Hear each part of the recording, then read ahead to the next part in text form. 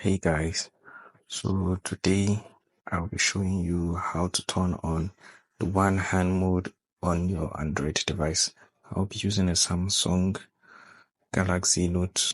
I hope this is also how it does for other Android mobile devices, but this is how we do it on a Samsung. First, what you'll be doing is going to your settings and you scroll down to advanced features. Under advanced features, you toggle on one hand mode, toggle it on. It's how you activate it on a Samsung. You swipe down and it appears, but if you want to leave the one hand mode, you also swipe down and it become your full screen again. And anytime you want to go back to your one hand mode, you just swipe down, swipe, and you're back. Thank you for watching. See you in the next video.